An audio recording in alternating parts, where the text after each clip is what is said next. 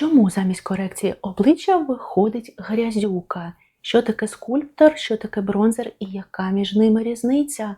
Куди наносити рум'яна і що обрати? Сухі чи кремові продукти? І що робити, якщо продукти не тушуються, як їх розташувати? Сьогодні ми з вами поговоримо про колористику, про те, якого підтону підібрати бронзер, якого тону підібрати рум'яна, яка різниця між скульптором та бронзером, куди їх наносити, куди не наносити, що взагалі з ними робити і як правильно їх тушувати. Сьогодні надам вам максимум інформації, тому, якщо вам цікаво, то продовжуйте дивитись, але перед цим я попрошу вас підписатися, у нас тут дуже багато всього корисного, ви точно не пожалкуєте. Мене звуть Тоня, я візажистка з Нью-Йорка, ну а я вас більше не затримую і поїхали. Тож, скажу вам чесно, я взагалі не розраховувала такого активу на відео про те, як робити чистий макіяж, тому сьогодні, як я і обіцяла, розберемось з вами з контурінгом. І почати я хочу з колористики, а саме, що таке скульптор, що таке бронзер і як підібрати підтон, який буде пасувати вам. І ось перший, як ви бачите, колір, який в мене тут є, має в собі найбільше сірого. Це ознака скульптору, тому що саме скульптором ми робимо кисну структуру нашого обличчя. Саме скульптор створює природню тінь, а тінь в нас не буває теплою, тінь в нас холодна, тінь в нас сіра. Далі в мене є ось такий тут перехідний колір, який має в собі і трошечки червоного, і трошечки сірінки, і трошечки жовтинки. Це у нас вже бронзер, але це такий, знаєте, дуже універсальний, дуже перехідний бронзер, який, як правило, підходить більшості людей. І далі в нас вже йде жовтий бронзер. Жовтий бронзер здебільшого пасує дівчатам з теплим підтоном або дівчатам, на яких вже є засмага, тому що він витягує все те тепло з вашої зовнішності, яке вже у вас є. І бронзер наш все ж таки імітує засмагу, і на відміну від скульптора, який має бути в нас в місцях, де є тінь, бронзер має бути в місцях, на які потрапляє сонечко. Як розібратись, який відтінок бронзеру ваш відтінок? По-перше, як я вже сказала, для теплого підтону, або для засмаглих дівчат, або для нейтральних, схильних до тепла, здебільшого пасують саме жовті бронзери. І жовті бронзери, вони витягують ось це внутрішнє тепло, яке вже є у зовнішності. А от бронзери, в яких є щось червоне, вони, як правило, добре лягають на дівчат з холодним і з нейтральним підтоном, ну або нейтральні, схильні до холодного. І от бронзери з червоним підтоном, чому взагалі або не пасують таким дівчатам? Тому що ці бронзери лягають на дівчат з холодним підтоном дуже природньо. Коли ви знаходитесь на сонечку і нагріваєтесь, якщо ви світленька, якщо у вас холодний підтон шкіри, коли ви починаєте засмагати, ваша шкіра спочатку стає такою трошечки червоною. Згадайте себе на пляжі. І вже потім цей колір стає таким, більше до коричневого, правда? І от саме на ось таких дівчатах більш червоні, з червоним підтоном бронзери будуть виглядати краще. Ну, або ж, повторюся, можна завжди звернутися до бронзерів, які мають в собі і трошки сірінки, і трошки червоного, і трошки жовтого. Такі бронзери зараз теж є на ринку. І ось такі кольори, як правило, пасують більшості. Які це, наприклад, можуть бути бронзери? Наприклад, ось верхній в мене бронзер від Dior. Вони його зараз перевипустили, це 4-й номер. І от в ньому ви чітко можете прослідкувати, що він не сильно йде в червоний, але й не йде в жовтий. Він ось щось знаходиться посередині. Також це знаменитий бронзер від Tom Ford у відтінку Terra. В ньому є така характерна сіринка, і саме за рахунок цього на холодних дівчатах, на дуже світлих дівчатах цей бронзер завжди виглядає органічно.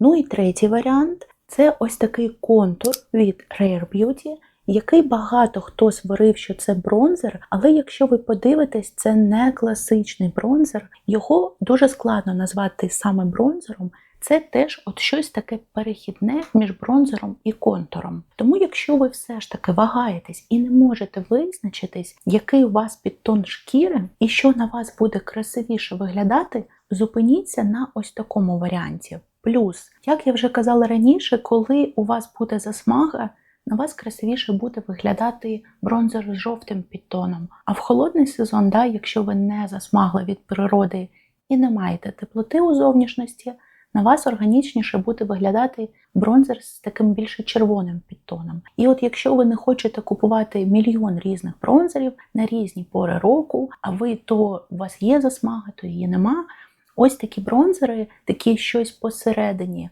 які збирають собі усі, які тільки можна підтони, вони будуть вашим найкращим помічником на усі сезони. Ну і давайте переходити від теорії до практики.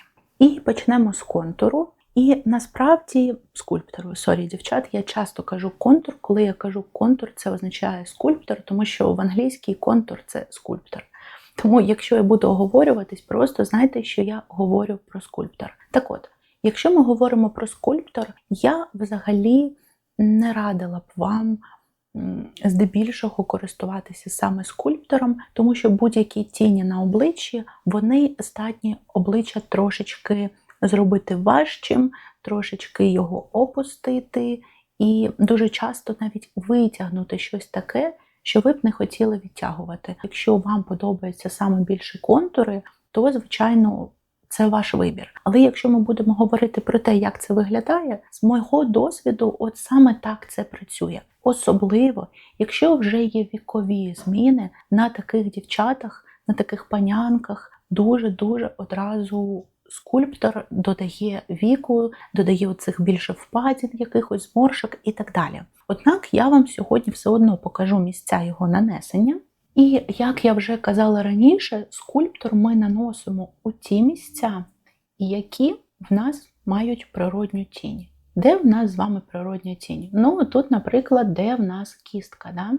Але пам'ятайте про те, що буквально от на пару міліметрів, от в мене кістка, да, я намагаюсь трошечки, от на міліметр, на 2 міліметри вище за кістку поставити, тому що якщо ви поставите нижче, ви дуже сильно завалите обличчя. Обличчя одразу автоматом опуститься і вигляд буде більш втомленим. І окрім того, що буде ця сірість на обличчі, воно ще й буде більш втомленим.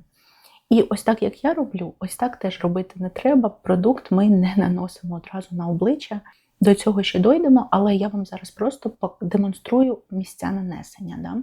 І ось вже тут ви орієнтуєтесь, що у вас тут є кістка, і на місці кістки в нас може ось тут знаходитись скульптор. І далі ми пам'ятаємо про те, що усюди, де в нас падає тінь, це місця нанесення скульптору. Тобто по лозіці, ось тут, де ми малюємо нашу з вами складку, наприклад, якщо ви не робите макіяж очей, ви завжди можете підвести і промалювати собі тінь додатково, тому що вона тут існує. Також у вас 100% тінь існує ось тут, вздовж лінії росту волосся. І завжди у вас ось тут ще має бути нанесений продукт. Ну і за бажанням можна навіть трошечки вивести ось сюди і прибрати друге підборіддя. Це, до речі, особливо актуально, якщо ви, як я зараз, у білому одязі, тому що білий одяг дає відблиск, і цей відблиск додає ось тут об'ємів вам теж. Тому якщо ви у білому одязі, обов'язково пропрацьовуйте підборіддя, краще його затемнити. Ну і також природньо в нас ось тут тінь на носику, але я не хочу нос контурувати саме контурінгом, тому основні місця нанесення скульптору у нас з вами ось. Що стосується бронзеру. Бронзер же ми наносимо туди, куди в нас потрапляє з вами сонечко. Сонечко в нас ось тут потрапляє теж. Тому, якщо у вас нема скульптору, обов'язково додайте бронзеру. І в цілому, дівчата, ніколи не забувайте про ось цю частину. Це найпоширеніша помилка чомусь серед дівчат. Вони вважають завжди, що ось тут має бути багато бронзеру, а ось тут нічого не бути. Ви собі обрізаєте обличчя. Ви ламаєте пропорції обличчя. У вас обов'язково лінія щелепи має бути теж окреслена, хоч якось. Пам'ятайте про лайфхак трійки. Да? Бронзер, якщо вам складно запам'ятати, ми наносимо трійкою. Раз, два.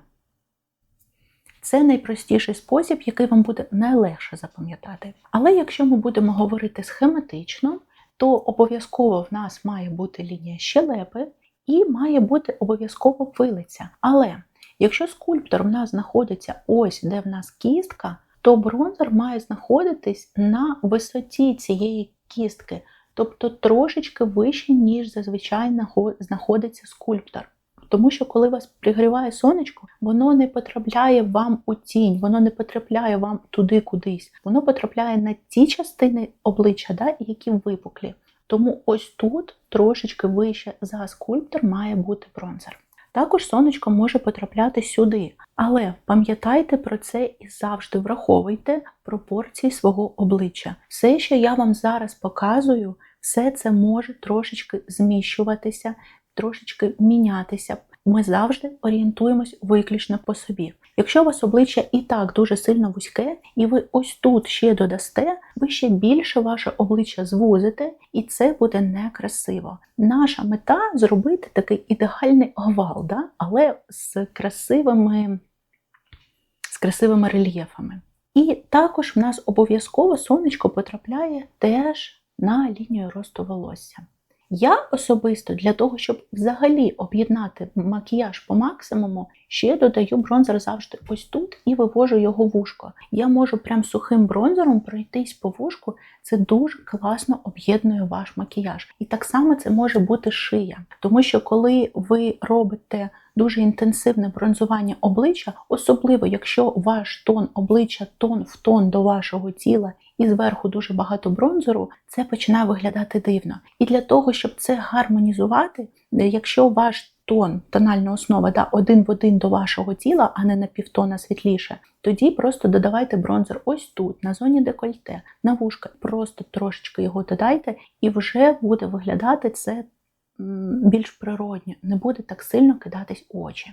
Ну і також сонечко в нас потрапляє на носик. Да? Це, звичайно, спинка носу. Я ще люблю ось так на кончик додати, для того, щоб трошечки припідняти. Але пам'ятайте, що коли ви додаєте ось тут це скорочує ваш ніс, а ось тут це його піднімає. І якщо у вас і так курносий від природи ніс, ви його піднімете ще більше. Ще раз повторюю, враховуємо завжди власні пропорції. І та сама історія може бути зі спинками носа, але це виключно за вашим бажанням. Я взагалі в житті не контурую так ніс, але вам зараз показую схему, як це може виглядати приблизно. І в ідеалі, якщо ви вже ось тут малюєте, то непогано б вивести прямо у брови, але в мене тут, бачите, вже і так я лінію носа пропрацювала до цього за допомогою тіней. І плюс в мене є горбинка. І я побачила таку тенденцію, що коли я не заходжу на ось цю ділянку, де в мене починається горбинка, контуринг виглядає трошечки охайніше, якщо ми говоримо про таке жорстке контурування носу. Тому якщо у вас є горбинка, спробуйте, але пам'ятайте про те, що воно має бути відтушовано практично в нуль. Ви робите просто натяк, а не прям все одну скульптуру. Я, чесно вам скажу, я ніколи цього не розуміла, і я досі не розумію, коли занадто агресивний контур, який прям видно, тому що в житті це завжди видно. Коли ви дивитесь на камеру, як блогери там прям бейкінгом отак собі ніс звужують, в житті це виглядає жахливо. Це не адаптується під життя. Не беріть тупо з інтернету все, що вам кажуть, завжди думайте, завжди аналізуйте власні пропорції обличчя, завжди аналізуйте носибельність конкретно під ваш тип шкіри і лише потім переймайте щось з інтернету. Ну і в цілому TikTok, я вам чесно скажу, усі лайфхаки, які я там бачила, я не бачила жодного, який реально працює. Тому справа ваша, але якщо ми говоримо про теорію, ось вона. Тепер, що стосується рум'ян. Рум'яна – це теж невід'ємна частина вашої корекції. В цілому, що таке корекція? Корекція – це в нас гра світла і тіні. І після того, як ви наносите тон, обличчя стає плоским. Для того, щоб обличчя не виглядало плоским, для того, щоб повернути до нього життя, логічно, що мають бути якісь тіні, якісь там, хоча б якась засмага, але це за бажанням, знову ж таки, як і тіні. І, звісно, що рум'янець. Якщо ви не любите не контур, не бронзер, ви завжди можете звернутися до рум'ян і контуруватись виключно рум'янами. Це допустимо. Якщо ми говоримо про рум'яна, де в нас мають бути рум'яна? Давайте згадаємо, як ми з вами в цілому, де в нас зони, які в нас починають червоніти, коли ми чогось соромимось, наприклад. Це, звичайно, ось тут, це наш носик, це, звичайно, наші щічки. Тобто ось може бути ось така форма, грубо кажучи, W, Також у вас, коли виступає рум'янець, він не виступає на одній ділянці. Він виступає на декількох ділянках одночасно. І тому, якщо ви додаєте щось на щічки, пам'ятайте, що треба хоч кудись ще додати той рум'янець для того, щоб об'єднати макіяж. Тут в нас з рум'янами працює рівно те саме, що я вам казала зі скульптором, і з бронзером це теж працює. Якщо у вас нема макіяжу очей, ви завжди можете скульптор, бронзер, рум'яна вивести в складку. Але пам'ятайте, що рум'яна, дивлячись якого кольору, можуть дати заплаканий вигляд обличчя, тому пам'ятаємо, що в цілому все, що червоне, все, що рожеве, наносимо обережно і думаємо. І якщо ми говоримо про колористику рум'ян, то тут в нас той самий принцип, як і в бронзерах. Якщо ви тепленька, то вам більше підійдуть такі рум'яна, в яких трошечки більше тепла. Це можуть бути якісь персикові рум'яна, це можуть бути такі, які навіть трошечки в якусь жовтість ідуть рум'яна. От, наприклад, у Gucci є ось такі рум'яна, які прям жовтуваті. І якщо ми говоримо про дівчинку, у якої холодний підтон шкіри, на ній це буде виглядати взагалі ніяк. І якщо ви холодненька, то відповідно вам буде пасувати так само, як і в бронзері, все, що має в собі щось червоне.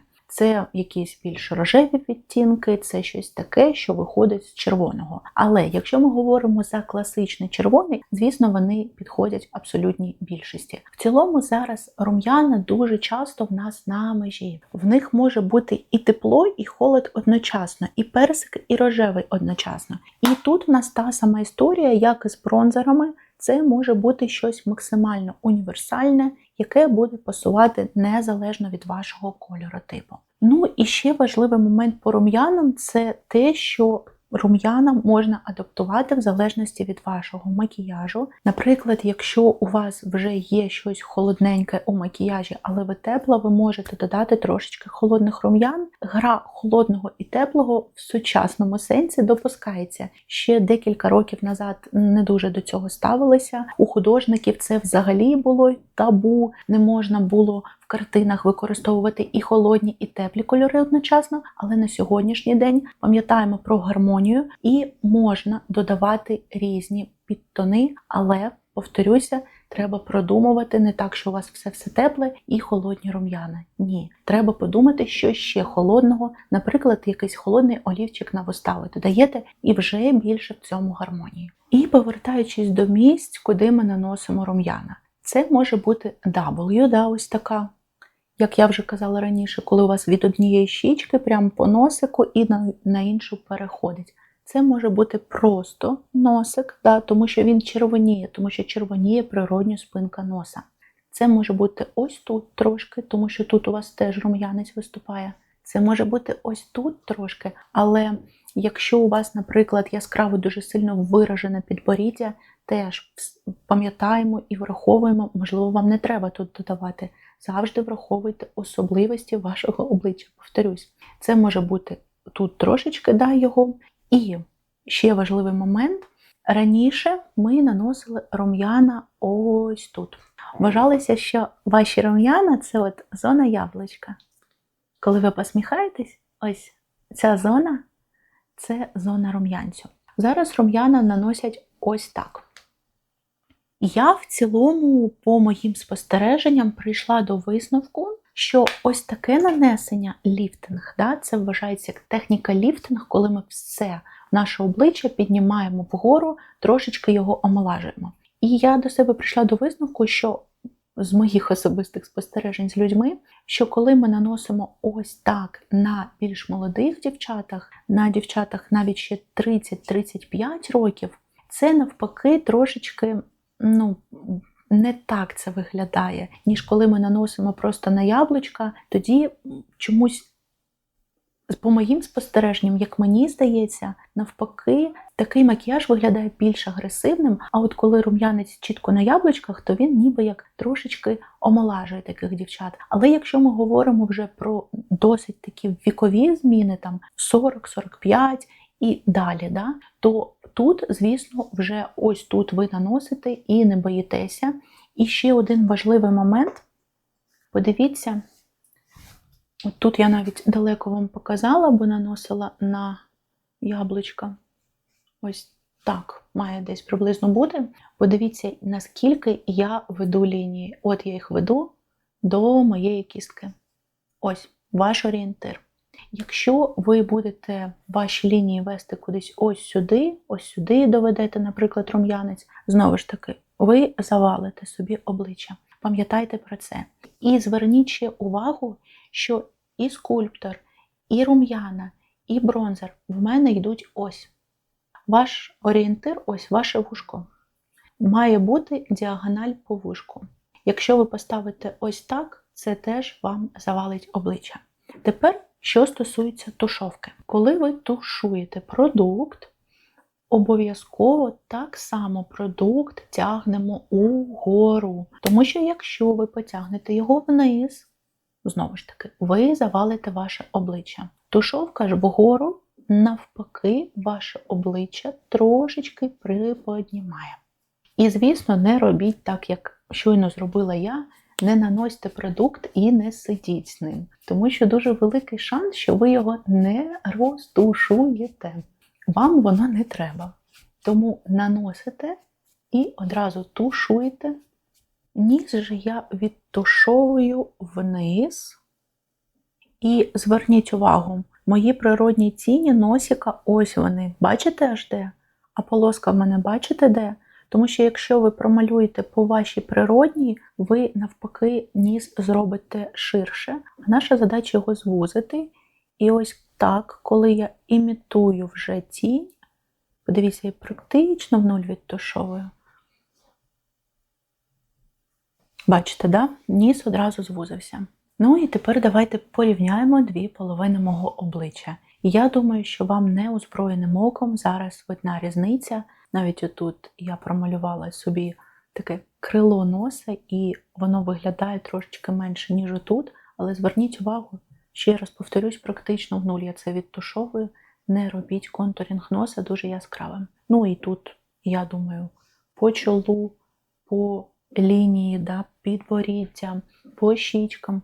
Ви бачите різницю, нічого мені на цьому етапі пояснювати не треба. Ну і тепер давайте другу сторону, і я вам покажу, як вже правильно все це дійсно наносити. Не так, як це робила я.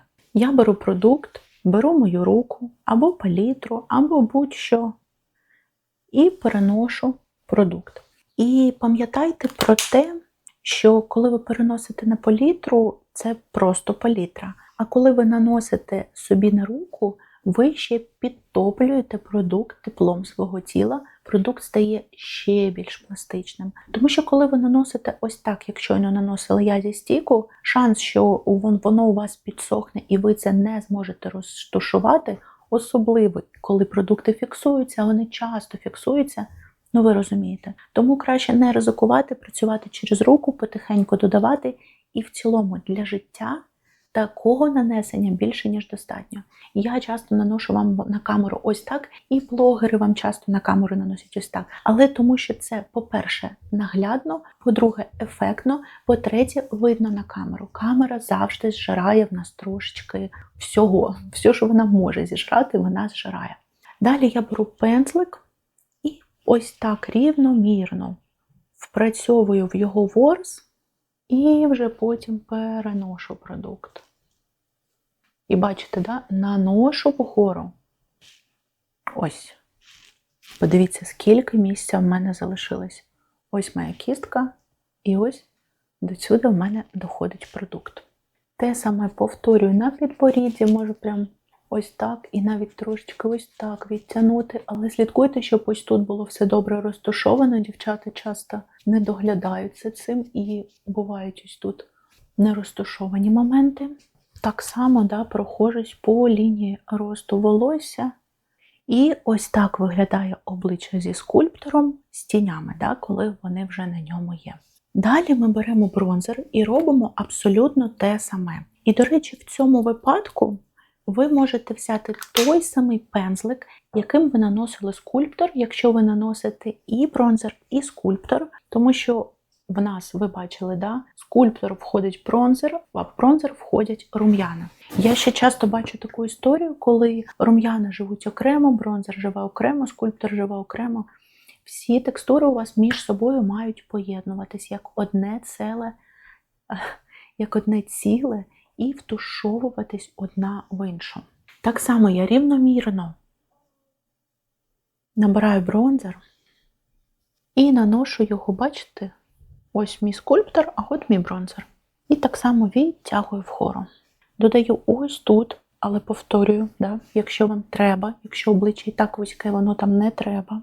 Лінію росту волосся, знову ж таки, в мене чоло дозволяє додати сюди і бронзер, і скульптор. Якщо у вас, наприклад, малесеньке чоло, треба бути дуже обережним, і коли ви тут додаєте, додати прямо буквально міліметр, прям просто вивести волосся трошечки сухими продуктами для того, щоб обличчя було цілісне, але при цьому ви не звузили ще більше ваше чоло. Як ми вимірюємо пропорції обличчя? В ідеалі ваше обличчя має бути поділено на 3 однакових частини. Це від чола до брів, це від брів до кінчика носа, і це від кінчика носа до підборіддя. І от якщо, наприклад, у вас чоло набагато більше, ніж ця частина і ця частина, ми тут робимо. Якщо у вас ця частина набагато більше, ніж ці, ми спокійно можемо тут собі навіть трошечки вище заходити, малювати. Логіка, я сподіваюся, зрозуміла. І так само ось тут прохожусь, бачите, трошечки знову в вушко вивожу. Прям не бійтеся, ось ця частина має теж у вас бути пропрацьована. Ну і останній продукт – це рум'яна. З ними роблю рівно те саме, наношу їх на руку. Рівномірно набираю на пензлик. І хочу вам все ж таки показати, яблучка. Найкращий і найлегший спосіб для вас визначити – це посміхнутись. І ось ваша зона рум'янців, коли ви посміхаєтесь. Ось тут він має бути.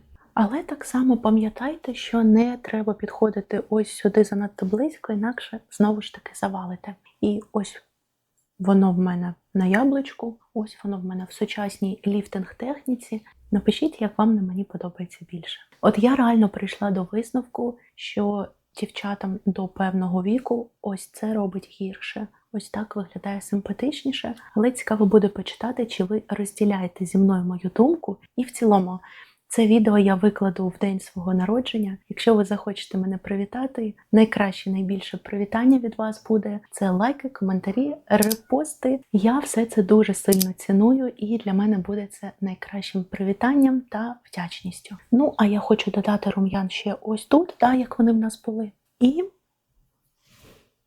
відійду за кадром, подивлюсь, щоб я все розташувала нормально, тому що коли я фарбуюсь на камеру, я часто щось не бачу. І повернусь до вас, поговоримо потім ще про суху корекцію.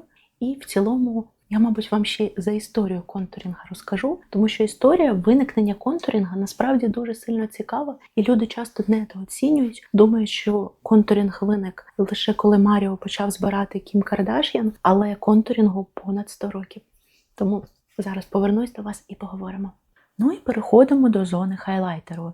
Як я сьогодні вже казала раніше, контурінг – це гра світла і тіні. І чомусь дуже багато людей в усьому світі вважають, що хайлайтер – це лише сяючі текстури, які ми наносимо на наші виступаючі ділянки. Але зони хайлайту – це усі зони, де ви висвітлюєте ваше обличчя. Це називається зони хайлайту. А хайлайтер сяючий – це вже окремо. Раніше навіть можна було зустріти, я вам тут вставлю, в мене така палітра теж була, коли прям в контуруючі палітри клали висвітлюючі пудри теж для того, щоб цю зону висвітлити. Зараз, як правило, це роблять самими звичайними пудрами, бейкінгом і так далі, але все це теж називається зонами хайлайту, тобто зонами висвітлення.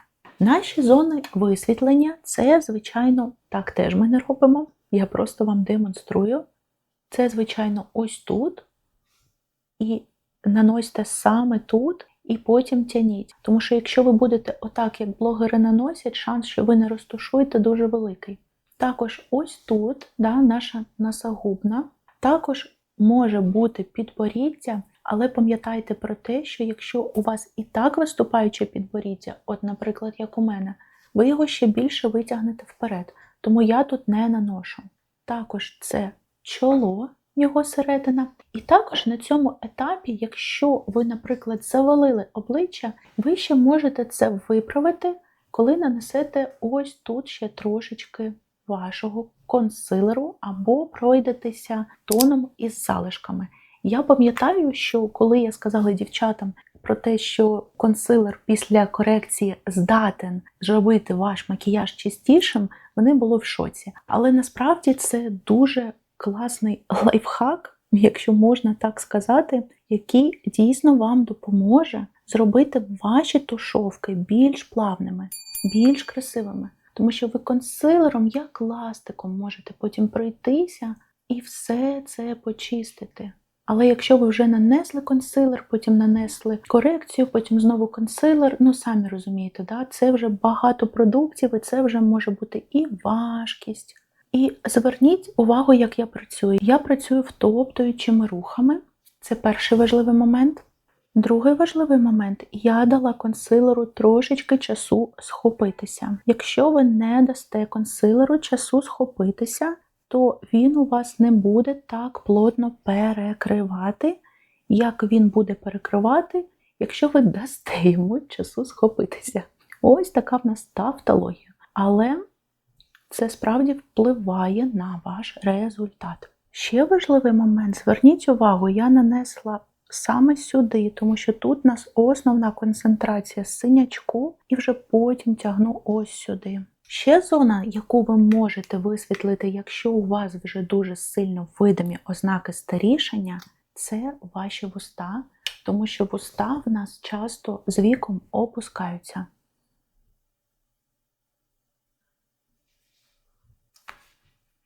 Часто, завжди.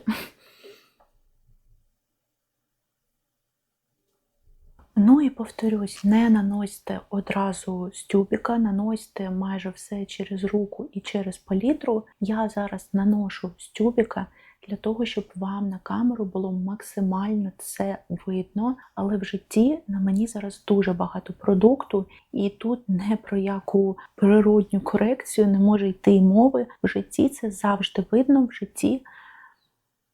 Хіба що ви любите таке, тоді ніхто вам не може заборонити. Але якщо ваша мета зробити корекцію так, щоб ніхто і не зрозумів, що вона у вас зроблена, це забагато продукту тоді наноситься. Краще потихеньку через руку нашаровувати, так ви можете контролювати процес. І на цьому етапі ви ще можете взяти пензлик, яким наносили тон, і так само ще цим пензликом з залишками тону пройтися і пом'якшити ось так все, що у вас є. Ніби очевидний пункт, але дуже часто ось ця зона така, знаєте, як обрізана. Нема цієї плавності. Ваша корекція, вона має бути плавна, повільна, вона має входити в шкіру.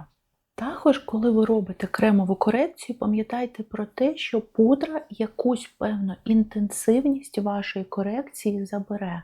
І якщо ви нанесли занадто багато, то, можливо, після пудри буде от так, як треба. І навпаки, якщо ви любите корекцію пояскравіше, нанесіть побільше, тому що пудра все одно забере якусь частину ваших кремових продуктів, якими ви робили корекцію. І давайте тепер ще пару слів про суху корекцію. З сухою корекцією місця нанесення абсолютно ті самі.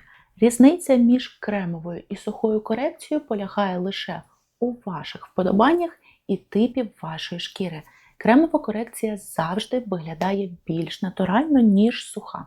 Здебільшого, чим менше у вас пудрових текстур на шкірі, тим менше здається, що на вас є макіяж. Так працює наш мозок, тому будь-які сухі текстури ми зчитуємо як ніби дуже багато макіяжу. І якщо ваша мета зробити максимально натуральну корекцію, ваш варіант саме кремова корекція. Але я можу вам сказати з мого досвіду, що людей прям з масним типом шкіри, от щоб прям всі ділянки жахливо текли, прям нічого не трималось, їх насправді одиниці.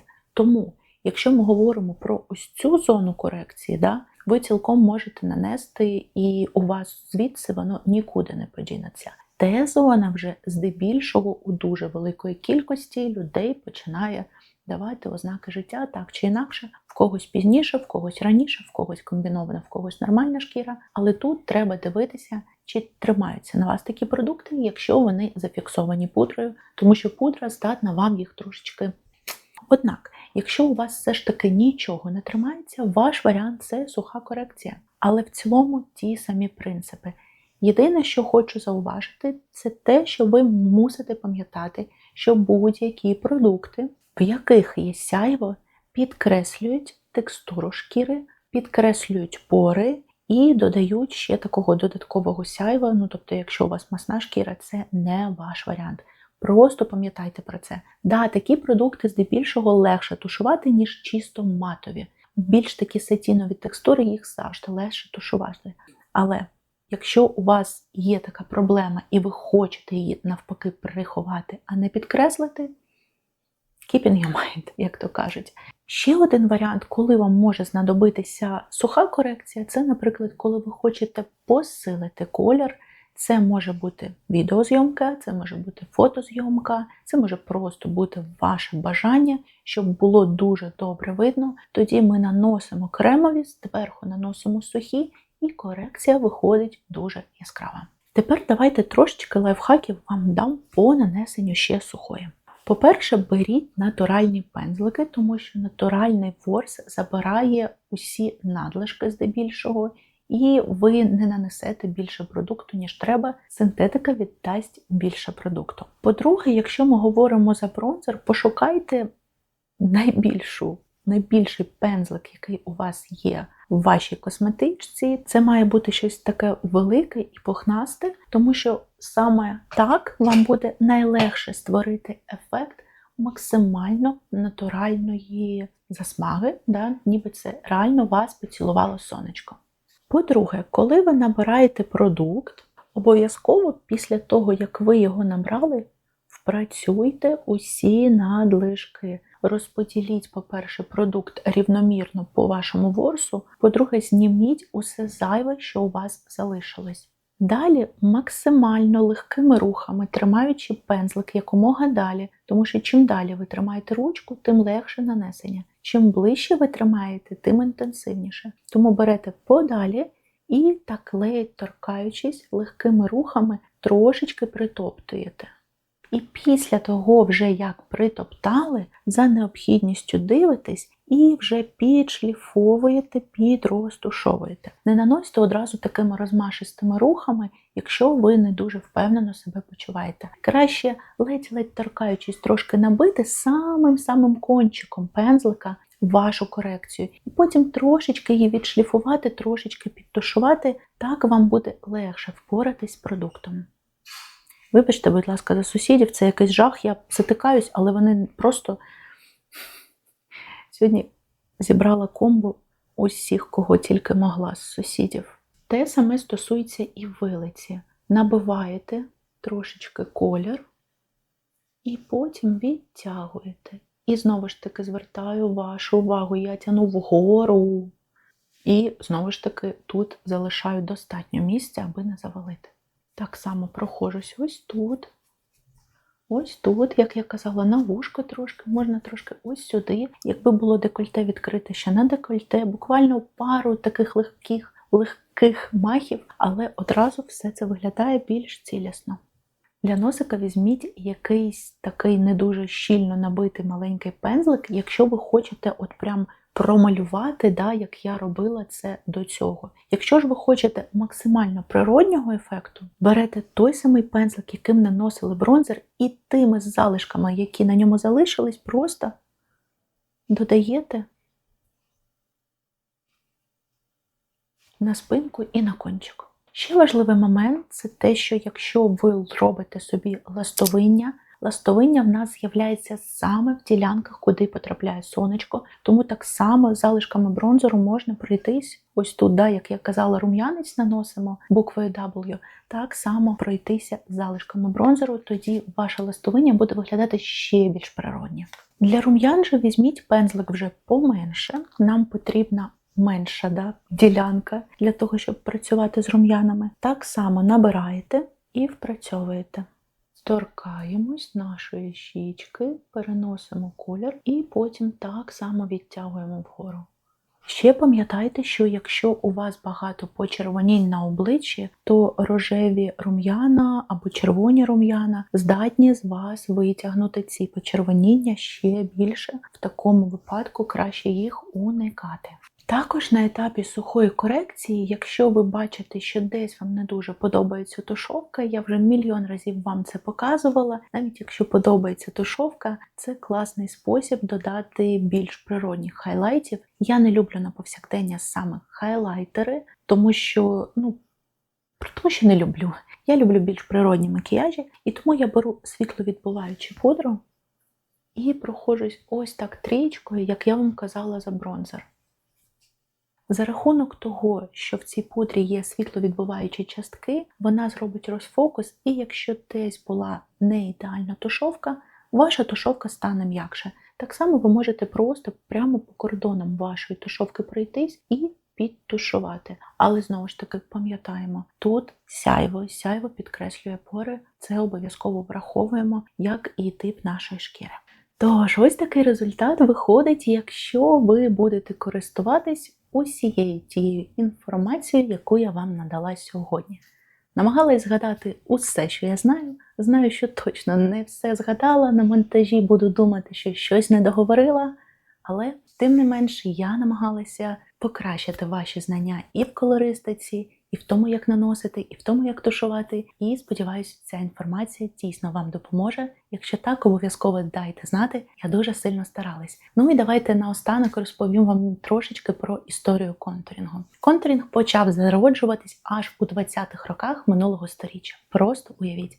І зародився він як не дивно, Голлівуді. Його родоначальником став Макс Фактор, який зробив навіть ось таку штучку. Не лякайтесь, вона, здається, називалась калібратор краси. Це не питка, це вимірювач вашого обличчя. І саме він підказував, які пропорції у обличчя і де краще нанести тінь, а де світло. Тому що в той час кіно було чорно-білим, дуже часто обличчя в кадрі виглядали плоскими. І так з'явився, власне, контурінг. Він почав за допомогою цього свого калібратора знаходити ділянки, куди треба було наносити тінь та світло, і випускав акторок вже і акторів у кадр. Другим поштовхом в історії контурінгу став Кевін Оква.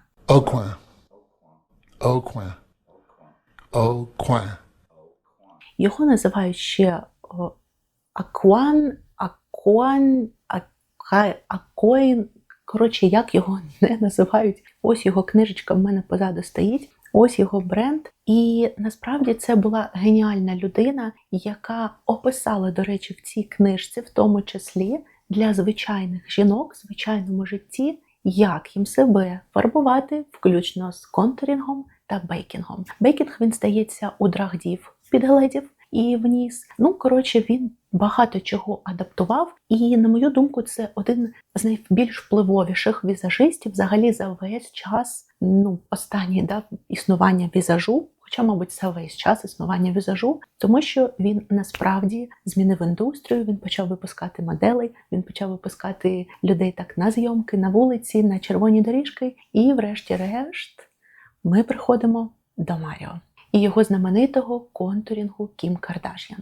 Сам Маріо називав себе учнем Кевіна. Він казав, що ось ці його книги він зачитав до дир, що він дуже багато чого від нього взяв, і ми насправді можемо це бачити, тому що Маріо дійсно працює і з контурінгом, і з бейкінгом, і саме все це використовував Кевін ще у 90-х. Це 3 такі основні людини, які перевернули індустрію і, в принципі, життя усіх жінок на цій планеті, тому що вони розвивали макіяж і розвили ось до таких масштабів. Тому, якщо вам наступного разу хтось скаже, що це якісь ваші модні техніки і раніше такого не було, знайте, що це існувало ще більше, ніж 100 років назад.